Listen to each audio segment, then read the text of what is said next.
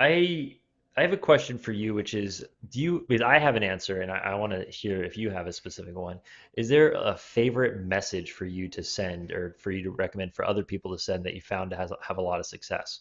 And it doesn't necessarily have to be with cold leads necessarily, but like just one kind of like a golden nugget. And if you have one, then I can share mine as well. Yeah, so one of our favorite messages is towards the end of the sequence. We will reach out and we'll just say point blank, um, "Hey, I haven't heard from you in a little while. I'm a little worried. Are you still?" I'd have to pull up the exact wording, but the point of it is that we're saying, um, "I'm worried about you. I haven't heard from you." Like that's kind of the gist of the message, right? And for some reason that triggers it's either going to be like stop messaging me, or they're going to respond and say, "Hey, no, we're still thinking about it," or whatever.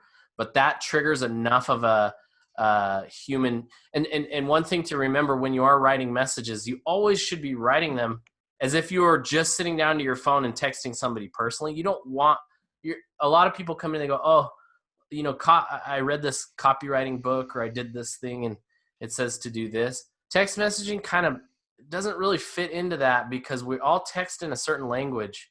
We all text with emojis and kind of in this certain way.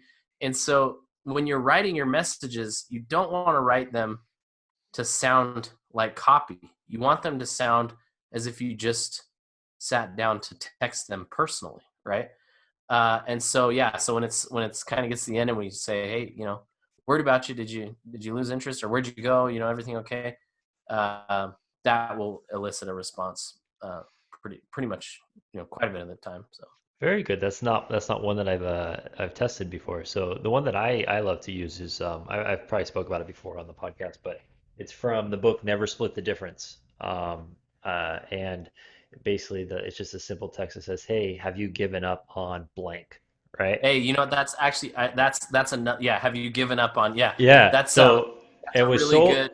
with Yep. solar, what we do is we say, "Hey, have you given up on lowering your electric bill?" Like that's like because no one's gonna say yes, I've given up on that, and it creates a response where they're gonna say, "Hey, no, I haven't, but like the reason I haven't talked to you is because of this."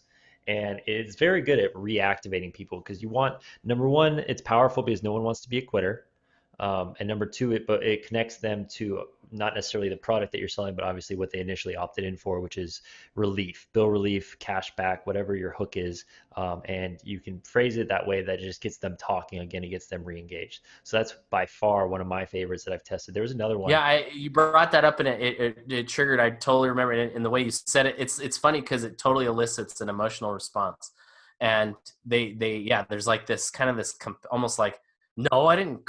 I'm not a quitter." Like they Yeah, almost no. like it's very, yeah. No, for sure. That's a good one. Yep, But absolutely. it's because it's one of those things that and it doesn't have to be text message, but it's really easy for text message because it's short and sweet. It's like one sentence. Yep. It fits like a text message. But going to what you were talking about before is email copy should be completely different than text copy, right? Your script or ad copy should be completely different than what you're texting people. And texting people, you have to keep it short and sweet. And I think one of the things that I've seen is especially when people move to software that is automated is they drip text messages as if they're like emails where they're sending these like five paragraphs in text form. They're sending all these images, and you have to think that number one, people don't communicate that way, and you want it to be native. You want it to be ordinary. You don't want them to realize that it's anything different than receiving a text message from a friend. So especially with text messages, I'm keeping it short and sweet. Number one, it's cheaper. But number two, it's also more effective in my experience. I Yeah. was People ask about character limits. They'll be like, "Hey, I want to send. What are your character limits on text messages?" And you go, "Well, that you're asking the wrong question, because if you're talking about sending out, if you're trying to be a marketer with text messaging, you're sending out a novel that's like the carriers break it up into like six text messages and come across as this big long thing. That's totally negates the whole purpose of text message marketing, which is to have legitimate conversations. So you shouldn't be that. Yeah, you shouldn't be focused on the character length. You should be focused on, is this a conversational sounding message?